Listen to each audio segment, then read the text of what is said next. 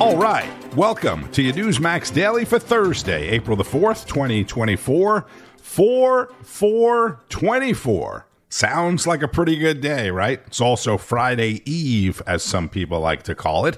Plus, it's National Hug a News Person Day.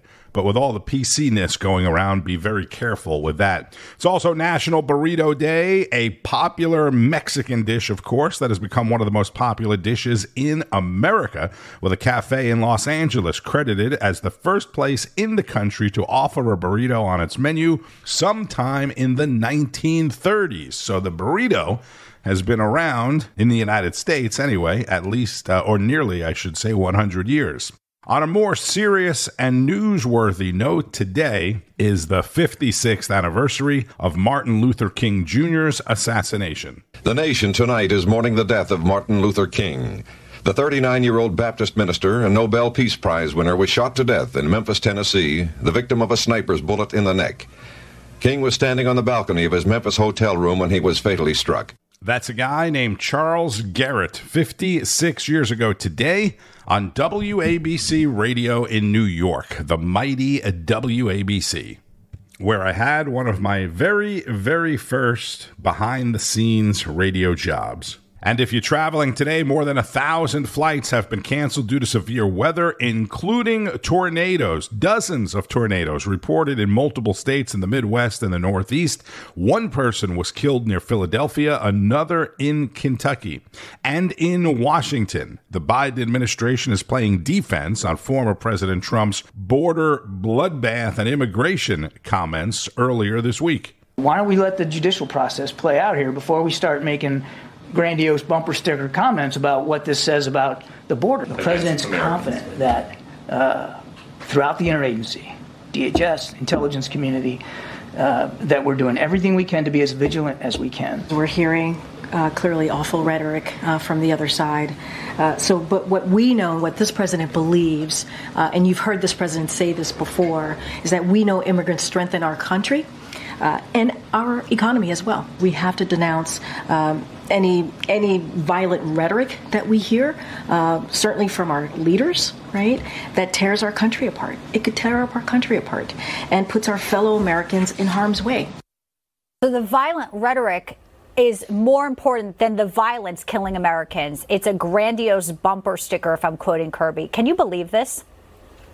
Well, unfortunately, I can from this administration. Look, I think what President Trump is saying is a reflection of what a lot of Americans are thinking is, when is this going to stop? We continue to hear incident after incident of the violent consequences of what's occurring because of the southern border policies of this administration. So I think that's a reflection. Now, when the White House says, look, they're doing everything that they can or they have all the competence in the world, that's simply not true. They're not doing everything that they can. If they did everything they could, we would see the border closed. We would see the numbers of illegal apprehensions drop. We would see the number of known suspected terrorists drop. We would see metrics to demonstrate to the American people that actually the administration is taking action. They haven't taken any action for 3 years or not. And I think it's also interesting that during the White House spokesperson continues to conflate terminology, right? What we're talking about, what the former President Trump is talking about is illegal immigrants, illegal aliens coming into the United States.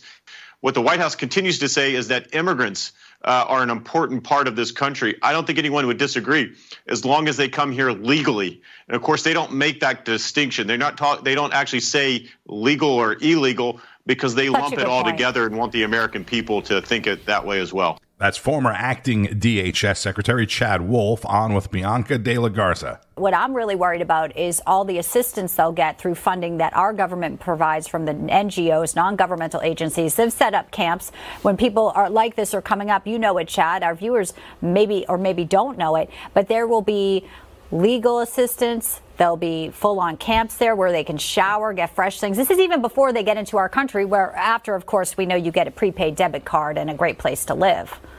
Well, that's right. You know, despite all the outrage, despite us talking about this each and every day, and most Americans shaking their head and saying something needs to change along that border, there's not much that has changed along that border, unfortunately, in the last 3 years. So business as usual if you're the cartels or you're these NGOs that are receiving taxpayer-funded dollars that is there to transport and shelter and take care of these migrants once they come into the United States. We go back to the main priority of this administration continues to be processing more and more of these folks into the country at a faster rate. And that's what they're concerned about. That is the system that they have designed. Yes. And that is the system that they continue to fund. Again, that's former acting DHS Secretary and Newsmax contributor Chad Wolf.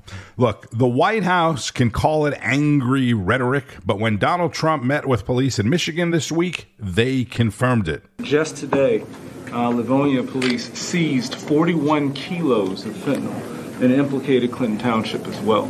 That's enough to kill 10.3 million people. That number sound familiar? That's the number of people in the entire state of Michigan. 41 kilos, and they found it. So thank you for our great law enforcement officers.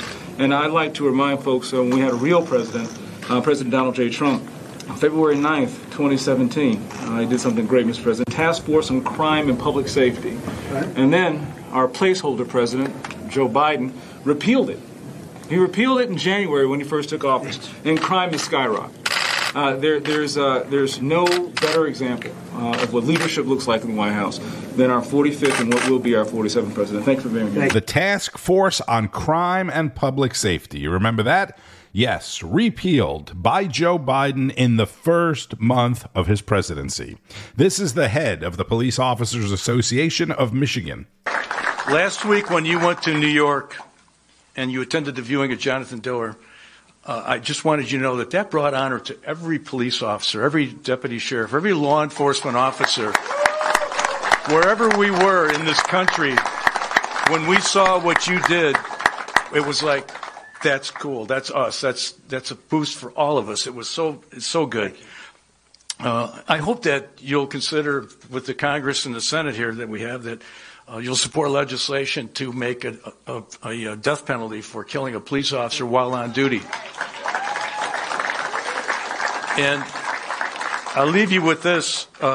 We supported you. We endorsed you in 2016. We were the first guys in Michigan.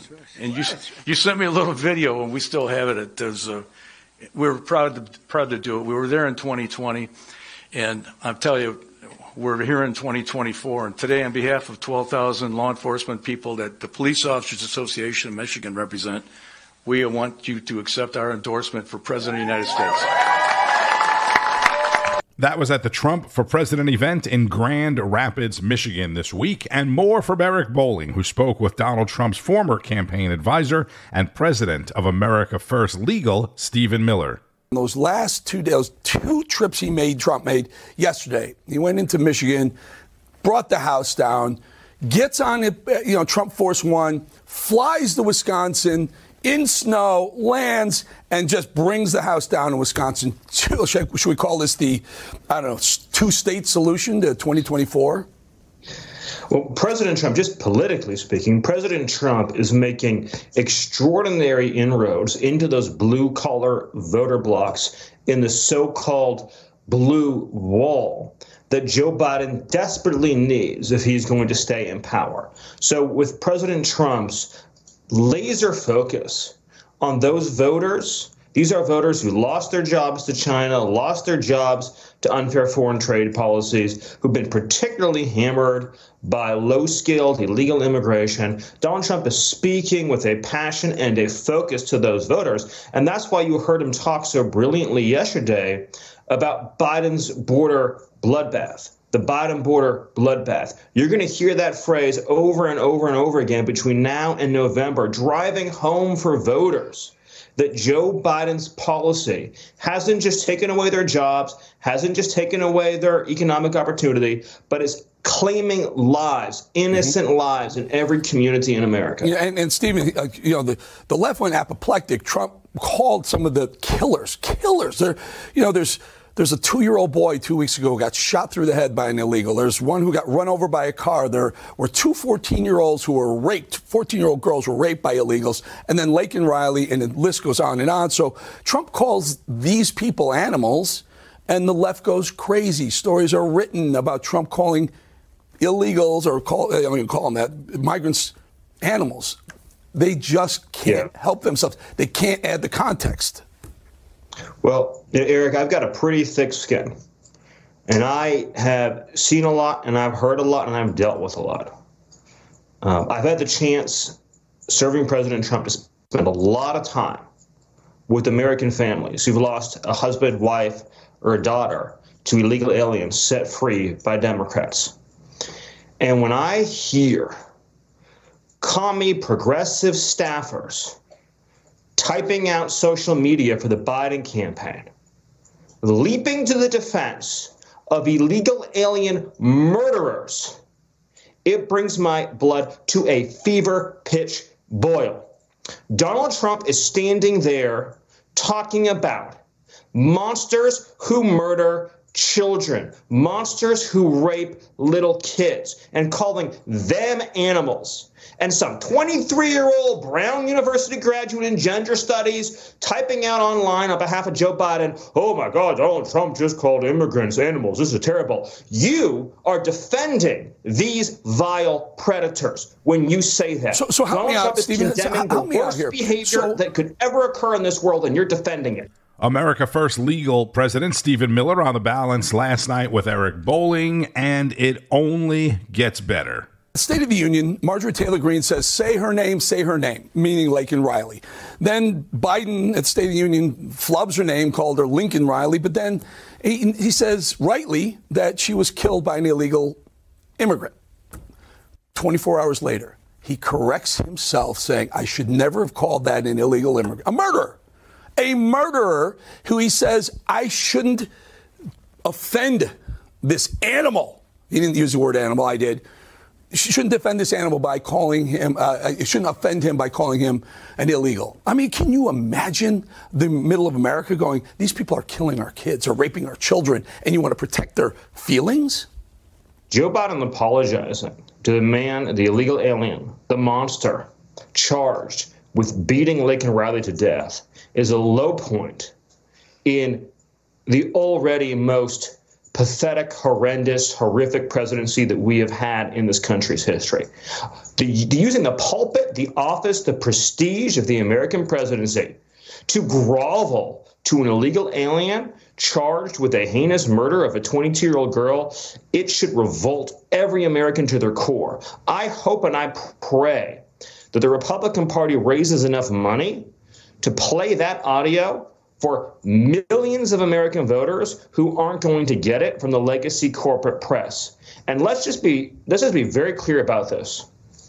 Joe Biden's border bloodbath is stealing the lives of our children, whether it's through crime, whether it is through drugs, whether it is through the economic devastation.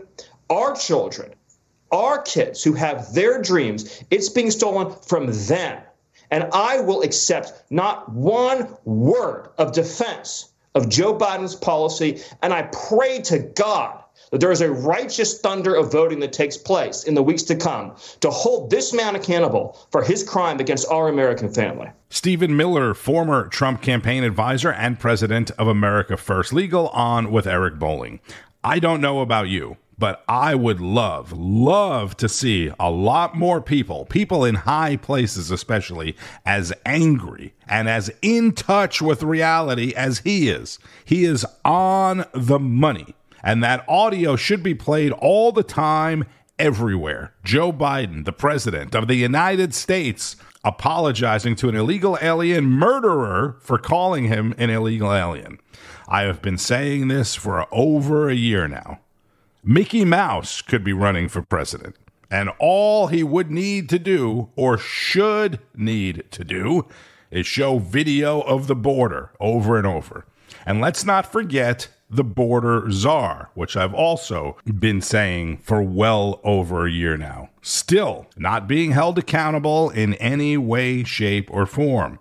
This is former New York City Police Commissioner Bernard Kerik talking about crime on American Agenda with Katrina Zish and Bob Brooks. Keep in mind, we have a vice president in office today, an active vice president that in 2020 was sending Twitter messages out asking people to support and assist in bailing people out of jail that were engaged in violence against police in Portland, in attacks on the Portland courthouse, and other attacks around the country, the vice president of the United States was urging her supporters to go bail those violent prisoners out of jail. That's the kind of administration we're working with. That's what the cops have to deal with today. Yeah, it's disturbing when the VP made those remarks about that. That was unbelievable here. I'm going to switch some gears, though, Mehek. We know there's many migrants coming across the border. We keep seeing a rise in crime tied to these migrants. Now, look how the liberal media, though, is trying to downplay this. ABC News releasing this article titled, "No Migrants Are Not Driving a Surge in Violent Crime." This article says Trump's anecdotal accounts do not acknowledge the fact that U.S. citizens commit crimes at higher rates than undocumented immigrants. What do you think of the media spin on this? The media is just flat out lying. I'm so tired of mainstream media. Americans are smarter than ever before. We saw what happened to Laken Riley, a young Georgia nursing student. We saw what happened to Ruby Garcia. This is animalistic, disgusting behavior. These are illegal criminals that are coming to our country, that are infiltrating not only our schools, they're getting free handouts, housing. They're treated better than average Americans. I mean, we are now second-class citizens next to Joe Biden's illegal immigrant class. They're now being flown all over the country in these nice planes. It's unbelievable. This is un-American, and the border needs to close immediately. That's attorney Mahik Cook on American Agenda. And that is not hyperbole, as some would say, or angry rhetoric. Have we given gift cards to homeless Americans at any time that you know of to help them? Have we put them, American citizens, up in hotels aside from when the temperature goes below zero? Are we flying veterans around the country to get help for free? It's an absolute disgrace. And yes, other countries are laughing at us. Even though it was over a week ago, President Biden today is hosting a Greek Independence Day reception at the White House. And he'll probably tell some story about how he's Irish, but he's also part Greek. And yesterday, Nebraska State Senator Mike McDonnell, a Democrat since 1984, announced that he's becoming a Republican. After 3 down days, Wall Street starting out in the green today. Tomorrow, don't forget, is the big non-farm payroll report, the jobs report. Remember what I said on Monday, 216,000. That's the magic number. More than 216,000 jobs added. Good news, but then they may not lower interest rates. Less than 216,000 jobs, I mean significantly less. That would be bad news, but that might lead them to cutting interest rates. A good news, bad news scenario. And there's plenty of it. Keep up with all of it on Newsmax all day, every day, available on most major cable systems like AT&T, Cox Cable, Comcast, Fios, Mediacom, Spectrum, Suddenlink, and many others, as well as Dish and DirecTV. And make sure you're streaming on Newsmax Plus. It includes all of your favorite shows and hosts, like The Balance with Eric Bolling, Greg Kelly Reports, Rob Schmidt, Carl Higbee, Greta Van Susteren, and more, and fantastic analysis from people like Chad Wolf, Governor Mike Huckabee, Hogan Gidley, Carrie Lake, Judge Napolitano, and many others. I'm Tony Marino. Thank you, as always, for listening to the Newsmax Daily. Enjoy the rest of your day, maybe eat a burrito, and keep on fighting the good fight. News breaks every minute, every day. You need the app, the Newsmax app. Find it free on your smartphone store. Then watch us anytime, anywhere. Greg Kelly over at Newsmax. The Newsmax people have been really, really terrific. Newsmax has been terrific. President Trump is right. Millions are tired of Fox, and they're switching to Newsmax Plus. It's the fastest growing streaming service in America. You don't need woke Disney and Hulu anymore. Just get Newsmax Plus. Watch the best shows like Greg Kelly, Rob Schmidt, Greta Van Susteren, and Eric Bolling. And get incredible analysis from Dick Morris, Alan Dershowitz, Carrie Lake, Mike Huckabee, and more. It's free to start. So go to NewsmaxPlus.com now to sign up and watch Newsmax anytime, anywhere.